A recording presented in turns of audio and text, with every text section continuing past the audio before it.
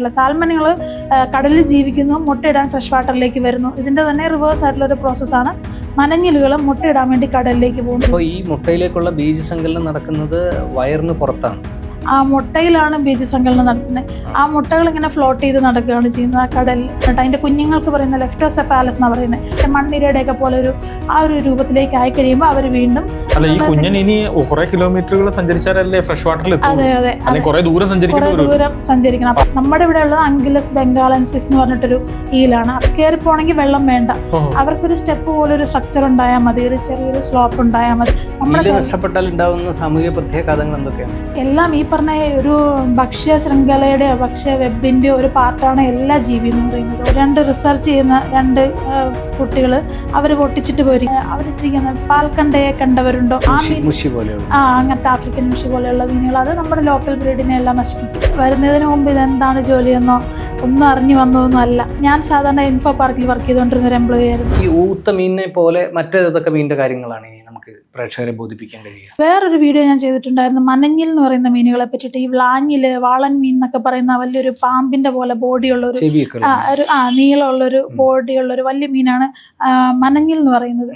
അതൊരു കാറ്റഡ്രോമസ് ഫിഷാണ്. കാറ്റഡ്രോമസ് ഫിഷ് എന്ന് പറഞ്ഞിട്ടുണ്ടെങ്കിൽ അത് ജീവിക്കുന്ന ഒരിടത്തും മുട്ടയിടുന്ന മറ്റൊരു സ്ഥലത്തും അങ്ങനെയാണ്. ഇവര് ഫ്രഷ് വാട്ടർ മീനുകളാണ്. നമ്മുടെ പുഴകളിൽ, തോടുകളിൽ, പാടങ്ങളിൽ ഒക്കെ ഉള്ള ഒരു മീനാണ്. അത് വളരെ മൂവ്മെൻ്റ് ഒക്കെ വളരെ കുറവുള്ള, ഇങ്ങനെ ചതുപ്പിനകത്ത് എപ്പോഴും മണ്ണിനകത്ത് പൊതിഞ്ഞ് കിടക്കുന്ന ഒരു തരം മീനുകളാണ്. അവർ പകൽ ആക്റ്റീവ് അല്ലായിരിക്കും, കുറച്ച് കുറവേ ഉള്ളായിരിക്കും. രാത്രി ആകുമ്പോൾ ഒരു കൂടുതൽ ആക്റ്റീവ് ആകും, അങ്ങനത്തെ ഒരു ജീവി. അപ്പം ഈ ജീവികൾ മുട്ടയിടാൻ പോകുന്നത് കടലിലേക്കാണ്. ഈ സാൽമൺ എന്ന് പറഞ്ഞ ഫിഷിന്റെ സമാനമായിട്ടുള്ള സാൽമനുകൾ കടലിൽ ജീവിക്കുന്നു, മുട്ടയിടാൻ ഫ്രഷ് വാട്ടറിലേക്ക് വരുന്നു. ഇതിൻ്റെ തന്നെ റിവേഴ്സ് ആയിട്ടുള്ള ഒരു പ്രോസസ്സാണ് മനഞ്ഞിലുകൾ മുട്ടയിടാൻ വേണ്ടി കടലിലേക്ക് പോകുന്നു. ഈ കടലിൽ പോയിട്ട് ആ മുട്ടയിട്ട് അവിടെ അവർ ഫീമെയിൽ മീനുകൾ ഓപ്പണായിട്ട് മുട്ടയിടുന്നു. എക്സ്റ്റേണൽ ബീജസങ്കലനം വഴി മെയിൽ ഫിഷുകൾ അത് ബീജസങ്കലനം നടത്തുന്നു. ആ മുട്ടകൾ അതിന് കടലിൽ ഒഴുകി നടക്കുകയാണ് ചെയ്യുന്നത്, ഓപ്പണായിട്ട് ഒഴുകി നടക്കും. അതായത് വെള്ളത്തിൽ മീൻ മുട്ടയിടും, അതിന്റെ മുകളിൽ ആൺമീനുകൾ എക്സ്റ്റേണൽ ആയിട്ടുള്ള ബീജസങ്കലനം നടത്തും. അങ്ങനെ എല്ലാ മീനും ഒരുമാതിരി ഈ ഊത്ത മീൻ ഉൾപ്പെടെ അങ്ങനെ ചെയ്യുന്നത്? എല്ലാ മീനുകളുടേതും അത്ര എനിക്കറിയില്ല. ഈ ഒരു മീനിനെ പറ്റി ആണ്. അപ്പോൾ ഈ മുട്ടയിലേക്കുള്ള ബീജസങ്കലനം നടക്കുന്നത് വയറിന് പുറത്താണ്. മുട്ടയിൽ ഇവര് രണ്ട് മീനുകൾ തമ്മിൽ സമ്പർക്കം ഉണ്ടാകുന്നില്ല. ആ മുട്ടയിലാണ് ബീജസങ്കലനം നടത്തുന്നത്. ആ മുട്ടകൾ ഇങ്ങനെ ഫ്ലോട്ട് ചെയ്ത് നടക്കുകയാണ് ചെയ്യുന്നത് ആ കടലിൽ. പിന്നെ അത് വിരിയും. അപ്പൊ ആ ഫ്ലോട്ട് ചെയ്ത് നടക്കുന്ന മുട്ടയ്ക്ക് പ്രൊട്ടക്ഷൻ ആയിട്ട് ഈ മീൻ നിൽക്കുമോ അതോ വിടത്തേ ഉള്ളൂ? ആ ഒരു പീരീഡ് ഇത് മുട്ടയിട്ട് കഴിഞ്ഞാൽ പിന്നെ അധികകാലം സർവൈവ് ചെയ്യില്ല. ഈ 5 മുതൽ 15 വർഷം വരെ ഫ്രഷ് വാട്ടറിലാണ് അത് ജീവിക്കുന്നത്. മുട്ടയിട്ട് കഴിഞ്ഞാൽ അതിന്റെ ലൈഫ് പിന്നെ ആ കടലിൽ നിന്ന് അത് തിരിച്ചു വരില്ല. ആ കടലിൽ തന്നെ കുറച്ച് നാൾ ജീവിക്കുമായിരിക്കും. അങ്ങനെ ഒരു ഇതാണ്. അതിന്റെ ആയുസ് തീരുന്നത് കടലിൽ പോയിട്ടാ. മച്ചുവർ ആയിട്ടുള്ള അഡൾട്ട് മീനുകൾ പിന്നെ തിരിച്ചു വരില്ല. ചെറിയ മീനുകളെ തിരിച്ചു വരുള്ളൂ. ആ മുട്ട വിരിയുന്ന ഉണ്ടാകുന്ന മീനുകൾക്ക് പറയുന്ന ലെപ്റ്റോസെഫാലസ് എന്നാണ് പറയുന്നത്. അപ്പൊ ഈ മനഞ്ഞിൽ മീനുകൾ ഈ മുട്ടയിടുന്ന ഇതിന്റെ ഒരു അഡൾട്ട് സ്റ്റേജ് എത്തുമ്പോഴത്തേക്ക് ഇവരുടെ ബോഡിക്ക് കുറച്ച് ചേഞ്ചസ് വരും. ഒരു ഫുഡ് കഴിക്കുന്ന കുറയ്ക്കും, ഇവരുടെ കണ്ണുകളുടെ വലിപ്പം കൂടും, ബോഡി ഒരു ചെറിയൊരു സിൽവർ കളറിലേക്ക് മാറും. അപ്പൊ അതിന് സിൽവർ ഈൽ സ്റ്റേജ് എന്നാണ് അതിന് പറയുന്നത്. ആ ഒരു സ്റ്റേജ് ആയി കഴിയുമ്പോഴാണ് ഇവർ മുട്ടയിടാറായി എന്ന് അവർക്ക് തന്നെ ഒരു ബോധ്യം വരുന്നത്. ആ സമയത്ത് ഇവർ നദികളിലൂടെയും കനാലുകളിലൂടെയൊക്കെ പ്രയാണം നടത്തി അത് ആയിരക്കണക്കിന് കിലോമീറ്ററുകൾ പോകും. അങ്ങനെ കടലിലെത്തും. കടലിൽ ഇങ്ങനെ മുട്ടയിട്ടിട്ട് ആ മുട്ട കുറച്ച് കഴിയുമ്പോഴത്തേക്കും വിരിഞ്ഞ് അല്ലെങ്കിൽ അതിൻ്റെ കുഞ്ഞുങ്ങൾക്ക് പറയുന്ന ലെപ്റ്റോസെഫാലസ് എന്നാണ് പറയുന്നത്. അപ്പോൾ ഈ മീനുമായിട്ട് ഒരു രൂപമില്ലാത്ത ഒരു കുഞ്ഞുങ്ങളായിരിക്കും ഉണ്ടാകുന്നത്. ഒരു ഇല പോലെ ട്രാൻസ്പെറൻ്റ് ആയിട്ട് ഒരു നാട പോലെ ഇരിക്കും ലെപ്റ്റോസെഫാലസ് എന്ന് പറയുന്ന ഒരു. അത് മീനിൻ്റെ കുഞ്ഞാണെന്ന് നമ്മൾക്ക് കണ്ടാൽ ഐഡൻറ്റിഫൈ ചെയ്യണമെന്നില്ല ആ സമയത്തൊന്നും. അത് കുറച്ച് കഴിയുമ്പോഴത്തേക്ക് ഇത് പയ്യെ ഇതിന് ഇച്ചിരി ഒരു ഇതായി കഴിയുമ്പോഴത്തേക്കും മറ്റേ മണ്ണിരയുടെയൊക്കെ പോലെ ആ ഒരു രൂപത്തിലേക്ക് ആയി കഴിയുമ്പോൾ അവർ വീണ്ടും കടലിൽ നിന്ന് ഫ്രഷ് വാട്ടർ വഴി തിരിച്ച് ഈ കനാലുകൾ വഴി വീണ്ടും പുഴകളിൽ എത്തിച്ചേരും. അപ്പൊ ഇതാണ് ഇവരുടെ ഒരു ജീവിത ചക്രം. അത് ആ ഒരു ഫുഡ് കഴിക്കുന്ന ഒരു സ്റ്റേജ് ഒന്നും അങ്ങനെയല്ല. ഒരു വളരെ ചെറിയൊരു ജീവി മണ്ണിര പോലെയൊക്കെ ഇരിക്കും. അത് വെള്ളത്തിലായിരിക്കത്തുമില്ല. അതിന് കല്ലിലും പാറയിലും ഒക്കെ അങ്ങനെ ചുമ്മാ ഇരിക്കത്തേ ഉള്ളൂ. നമ്മൾ പലപ്പോഴും കണ്ടിട്ടുണ്ടായിരിക്കും, നമ്മൾക്കത് മനസ്സിലാവാൻ പറ്റാഞ്ഞിട്ട് അത് മീൻ കുഞ്ഞാണെന്നുള്ളത്. കിലോമീറ്ററുകൾ സഞ്ചരിച്ചാലല്ലേ ഫ്രഷ് വാട്ടറിൽ? അതെ, കുറെ ദൂരം സഞ്ചരിക്കണം. അപ്പൊ അത് ജലത്തിൽ വരുന്ന ചെറിയ പ്ലാന്റ്സ് അങ്ങനത്തെ കാണുമല്ലോ, അങ്ങനെയൊക്കെ ഉള്ളതായിരിക്കും ഇവരുടെ ഭക്ഷണം എന്ന് പറയുന്നത്. അതിനുശേഷം ഇവരിത് തിരിച്ച് ഫ്രഷ് വാട്ടറിൽ എത്തിക്കഴിഞ്ഞാൽ ഇതിന്റെ യഥാർത്ഥ രൂപത്തിലേക്ക് വന്ന് മീനുകൾ മനഞ്ഞിലുകളായിട്ട് പിന്നീട് അവരുടെ ജീവിതചക്രം മറ്റൊരു സ്റ്റേജ് അവർക്ക് ആരംഭിക്കുകയാണ് ചെയ്യുന്നത്. അപ്പൊ ഇതിപ്പം മനഞ്ഞിലുകൾ വല്ലാതെ കുറഞ്ഞു, ഇപ്പോൾ കാണാനില്ല. ഒരു മനഞ്ഞിലെന്ന് പറയുന്ന ജീവിതം വളരെ കുറച്ചൊക്കെ ചില സ്ഥലങ്ങളിലുണ്ട്, ചില സ്ഥലത്ത് തീരെ അതില്ല. അപ്പം ഇതിനെപ്പറ്റി നമ്മൾ അറിഞ്ഞപ്പോഴത്തേക്കും ഈ നദികളിലുണ്ടാകുന്ന ഡാമുകൾ, ചെക്ക് ഡാമുകളാണ് ഇവരുടെ വളർച്ചയ്ക്ക്, ഇവരുടെ ഈ റീപ്രൊഡക്ഷനും തടസ്സം നിൽക്കുന്നത്. ഇവർക്ക് കടലിലേക്ക് പോകാൻ പറ്റുന്നില്ല, കുഞ്ഞുങ്ങളുണ്ടായാൽ തന്നെ കടലിൽ നിന്ന് തിരിച്ചു വരാൻ പറ്റുന്നില്ല. ഈ ഒരു സ്റ്റേജിൽ ആ ഒരു പ്രോസസ്സ് അവിടെ നിന്ന് പോവുക, ആ നദിയിൽ അവിടെ തീരുവാണ്. പിന്നെ ഈ ഡാമുകളില്ലാത്ത ചില നദികളുണ്ടല്ലോ, അവിടെ ഉള്ളിടത്ത് ഇപ്പോൾ പ്രശ്നമില്ലാതെ തന്നെ ഈ ഫ്ലോ നടക്കുന്നുണ്ട്. നമ്മൾ ഈ പ്രശ്നം കേരളത്തിലേക്ക് ഇത് ഐഡൻറ്റിഫൈ ചെയ്ത് വരുന്നതേ ഉള്ളൂ. ചിലരൊക്കെ പറഞ്ഞ് വരുന്നുണ്ടെങ്കിൽ ശ്രദ്ധയിലേക്ക് അങ്ങ് വരുന്നില്ല. പക്ഷേ ഈ നെതർലൻഡ്, ഫ്രാൻസ്, ജർമ്മനി, ജപ്പാൻ ഇങ്ങനെയുള്ള രാജ്യങ്ങളൊക്കെ അവിടെയും ഈ ഫിഷിൻ്റെ തന്നെ, നമ്മുടെ ഇവിടെ ഉള്ളത് അങ്കിലസ് ബംഗാളൻസിസ് എന്ന് പറഞ്ഞിട്ടൊരു ഈലാണ്. അപ്പോൾ ഇതിൻ്റെ തന്നെ വേറെ കാറ്റഗറിപ്പെട്ട ഇതേ ഇനത്തിൽപ്പെട്ട മീനുകൾ അവിടെയുണ്ട്.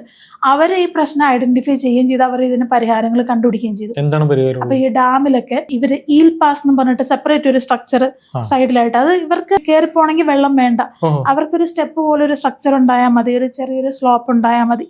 ആ സ്ലോപ്പ് വഴി കയറിപ്പോകും. പിന്നെ ഇങ്ങനെ കോൺക്രീറ്റ് അല്ലാതെ കോൺക്രീറ്റിൽ ഇവർക്ക് ഇച്ചിരി ഗ്രിപ്പ് കിട്ടുന്ന പോലത്തെ ഒരു മെറ്റീരിയലൊക്കെ വെച്ചിട്ട് ഇവർക്കുള്ളൊരു പാസേജ് ഉണ്ടാക്കി കൊടുക്കുന്നു. പിന്നെ അതുപോലെ കനാലുകൾ, ഡാമിൽ നിന്ന് വരുന്ന വെള്ളത്തിന് ഭയങ്കര ഫോഴ്സ് ആയിരിക്കും, ഈ ടർബൈനുകളൊക്കെ ഉള്ളതുകൊണ്ട് ഇത് ചത്തുപോകും. അപ്പം ഇവർക്ക് വേണ്ടിയിട്ട് മാത്രം വാട്ടർ വെലോസിറ്റി കുറഞ്ഞ ഒരു പാത്ത് ഡെവലപ്പ് ചെയ്യും, ഈൽ പാസ് കനാലുകൾ ഉണ്ടാക്കും.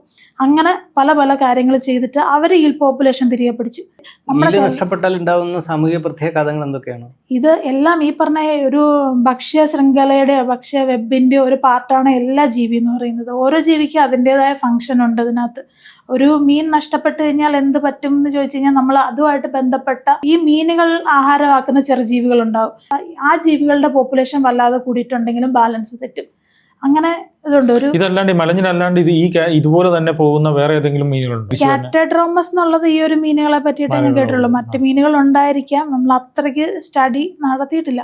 നമ്മൾ പുതിയൊരു ഇൻഫർമേഷൻ കിട്ടുമ്പോൾ അതിനെപ്പറ്റി സ്റ്റഡി ചെയ്യുന്നല്ലാതെ ഇപ്പോഴാണ് എനിക്ക് വേണമെങ്കിൽ ഈ ഒരു ടോപ്പിക്കിന് ഒരു ഇൻട്രസ്റ്റ് വന്നത് ഇതിനോടാണ്. അപ്പം ഞങ്ങളുടെ ഫോറസ്റ്റിന്റെ വഴിക്കടവിലെ ചെക്ക് പോസ്റ്റിലൊരു സ്റ്റിക്കർ ഉണ്ട്. 2 റിസർച്ച് ചെയ്യുന്ന 2 കുട്ടികൾ അവർ പൊട്ടിച്ചിട്ട് പോയി, അവരിട്ടിരിക്കുന്ന പാൽക്കണ്ടയെ കണ്ടവരുണ്ടോ എന്നും ചോദിച്ചിട്ടൊരു പോസ്റ്റർ. അപ്പോൾ എന്താണ്, നമുക്ക് പേര് കേൾക്കുമ്പോൾ തന്നെ എന്താണ് പാൽക്കണ്ട എന്ന് ഓർക്കും. പാൽക്കണ്ട എന്ന് പറയുന്നത് നമ്മുടെ ആ ഒരു പ്രദേശത്ത് മാത്രം, ഈ മീനച്ചിലാറിൻ്റെ പരിസരത്തുമൊക്കെ ഉണ്ടായിരുന്ന ഒരു മീനാണ്. ആ മീൻ ഇപ്പം ഇല്ല, അത് എക്സ്റ്റെൻഡ് ആയതും ഒന്നും നമ്മൾ അറിഞ്ഞിട്ടില്ല. അപ്പം ഇതിനെ ഒന്ന് തിരിച്ച് പിടിക്കണം. നമ്മൾ എന്തൊക്കെ കണ്ടാണ് വളർന്നത്, നമ്മുടെ അടുത്ത തലമുറയ്ക്കും അത് കാണാനുള്ള ഭാഗ്യം ഉണ്ടാവും. ഇപ്പൊ പാൽക്കണ്ട പൂർണ്ണമായും വംശനാശം നേരിട്ടെങ്കിൽ എങ്ങനെ തിരിച്ചു പിടിക്കാൻ പറ്റും? പക്ഷെ പെരിയാർ റിസർവിന്റെ ഒക്കെ ഉള്ളിലൊക്കെ അവിടെയുള്ള നദികളിലൊക്കെ ഉണ്ടെന്ന് പറയുന്നു. അങ്ങനെ ഉണ്ടെന്നുണ്ടെങ്കിൽ നമുക്ക് ബ്രീഡിങ് നടത്താലോ, ഇവനെ പിടിച്ച് കുറച്ച് നാള് നിർത്തി വീണ്ടും നദികളിൽ നിക്ഷേപിക്കാം. അങ്ങനെയുള്ള പരിപാടികൾ നടക്കുന്നുണ്ട്. ഫിഷറീസൊക്കെ അങ്ങനെ ചെയ്യുന്നുണ്ട്. മാനുവലായിട്ട് നമ്മൾ ഒരു കുളം പോലെ ഉണ്ടാക്കി അതിനകത്ത് കുഞ്ഞുങ്ങൾ ഉണ്ടാക്കി നിക്ഷേപിക്കുന്ന പരിപാടിയുണ്ട്. അതുപോലെ നമ്മുടെ ഇപ്പോൾ പുഴകളിലൊക്കെ അല്ലാതെ ഈ പുറത്തുനിന്നുള്ള മീനുകളുണ്ടല്ലോ, നമ്മുടെ നാടൻ മീനുകളെ തിന്ന് നശിപ്പിക്കുന്ന പുറത്തുനിന്നുള്ള മീനുകളുണ്ടല്ലോ, അങ്ങനത്തെ ആഫ്രിക്കൻ മുഷി പോലെയുള്ള മീനുകൾ, അത് നമ്മുടെ ലോക്കൽ ബ്രീഡിനെ എല്ലാം നശിപ്പിക്കും. അങ്ങനെയുള്ളതിനെയൊക്കെ പരമാവധി പ്രിവെൻറ്റ് ചെയ്യാനും, ഇപ്പോൾ ഡാമുകളിലൊക്കെ ചില ഇങ്ങനത്തെ മീനുകൾ വല്ലാണ്ട് പെരുകും അവരിത് നമ്മുടെ നാടൻ മീനെല്ലാം നശിക്കുകയാണ്. അപ്പം ഇപ്പോഴത്തെ കുട്ടികളോട് ചോദിച്ചു കഴിഞ്ഞാൽ എന്താണ് മീനെന്ന് ചോദിച്ചു കഴിഞ്ഞാൽ മത്തി, അയല, നട്ടർ അങ്ങനെയൊക്കെയുള്ള പറയാനല്ലേ അറിയത്തുള്ളൂ. പക്ഷെ അന്ന് പറയുന്നത് എന്തായിരിക്കും, ആരോന്, കല്ലേമുട്ടി, നമ്മൾ ചെറുപ്പത്തിലെ വാഴയ്ക്ക വരയൻ എന്നൊക്കെയാണ് പറഞ്ഞിരുന്നത്. ഇപ്പം ആ മാനത്ത് കണ്ണി, ഇപ്പം അങ്ങനെയുള്ള ഒന്നിനെയും കാണിച്ചു കൊടുക്കാൻ പോലും ഇല്ല. നമ്മൾ ചെറിയൊരു എഫേർട്ട് എടുത്തു കഴിഞ്ഞാൽ അത് തിരിച്ചു വരും. നമ്മുടെ ലൈഫിൻ്റെ ഭാഗമായിട്ട് അതും അങ്ങ് പൊക്കോട്ടെ. എന്തിനാണ് നമ്മുടെ കാലഘട്ടത്തിൽ അവരെയൊക്കെ എക്സ്റ്റെൻഡ് ആക്കി കളയുന്നത്? ഒരു ചെറിയ എഫേർട്ട് ഉണ്ടെങ്കിൽ തിരിച്ചു പിടിക്കാമല്ലോ. എങ്ങനെയാണ് ഈ ജോലി വേണം, അല്ലെങ്കിൽ ഈ ജോലിയിലേക്ക് എത്തിയത് എങ്ങനെയാണ്? വരുന്നതിന് മുമ്പ് ഇതെന്താണ് ജോലിയെന്നോ ഒന്നും അറിഞ്ഞു വന്നതൊന്നും അല്ല. ഞാൻ സാധാരണ ഇൻഫോ പാർക്കിൽ വർക്ക് ചെയ്തുകൊണ്ടിരുന്ന ഒരു എംപ്ലോയി ആയിരുന്നു. അതിനുശേഷം ചെറിയൊരു ബ്രേക്ക് എടുത്ത സമയത്ത് എഴുതിയ പരീക്ഷയാണിത്. അപ്പോൾ ഈ ജോലി എന്താണ്, ഫോറസ്റ്റിലെ ജോലി എന്ന് മാത്രം അറിയാം, നമുക്ക് വേറൊന്നും അറിയില്ല. പക്ഷെ വന്നതിന് ശേഷമാണ് ഈ ജോലി എന്താണെന്ന് നമുക്ക് മനസ്സിലായത്. അതിനെപ്പറ്റി കൂടുതൽ അറിഞ്ഞപ്പോൾ കൂടുതൽ താല്പര്യം തോന്നി. ഒരു IT ജോബ് ചെയ്തുകൊണ്ടിരുന്ന ഒരാൾ എങ്ങനെയാണ് ഇതിലേക്ക്, അല്ലെ PSC എഴുതുമായിരുന്നോ? PSC എഴുതിയാണ് വന്നത്.